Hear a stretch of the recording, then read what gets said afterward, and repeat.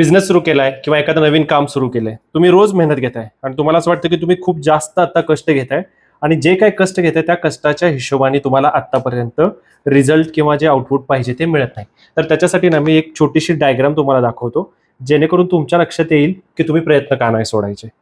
आणि खूप बेसिक गोष्ट आहे ही. प्रत्येकाच्या आयुष्यामध्ये तंतोतंत लागू पडते.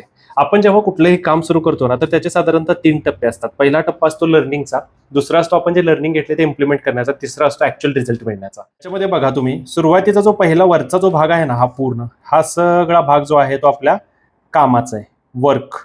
आणि ॲक्चुअल खालचा जो या लाईनच्या खालचा जो सगळा भाग आहे, हा आहे रिझल्ट. तर तुम्ही आयुष्यामध्ये लक्षात ठेवा, जेव्हा काम सुरू करताना तर सुरुवातीच्या काळामध्ये मेहनत जी असते ती खूप जास्त घ्यावी लागते, पण त्याच्यामध्ये रिझल्ट थोडेसे कमी मिळतात. त्यामुळे निराश नाही व्हायचं. हा पहिला टप्पा असतो ज्याच्यामध्ये लर्निंग असतात. आणि दुसऱ्या टप्प्यामध्ये आपण जेवढं काम करू तेवढेच रिझल्ट आपल्याला मिळायला सुरू होतात, ते इक्वल होऊन जातं. आणि तिसरा टप्पा असा येतो ज्याच्यामध्ये आपण ज्या काही गोष्टी शिकलेल्या असतात त्याच्यामध्ये काम खूप थोडंसं करावं लागतं, पण ऍक्च्युअल मिळणारे रिझल्ट हे खूप मोठे ट्रिमंडस असतात. त्याच्यामुळे आयुष्यामध्ये आपण जे काही शिकतोय त्याचं इम्प्लिमेंटेशन आणि आपलं हार्डवर्क कधीही सोडायचं नाही. तुम्हाला जर ही गोष्ट पटत असेल तर जास्तीत जास्त लोकांपर्यंत शेअर करा आणि तुमच्या बाबतीत असा अनुभव आहे का कमेंट बॉक्समध्ये नक्की सांगा.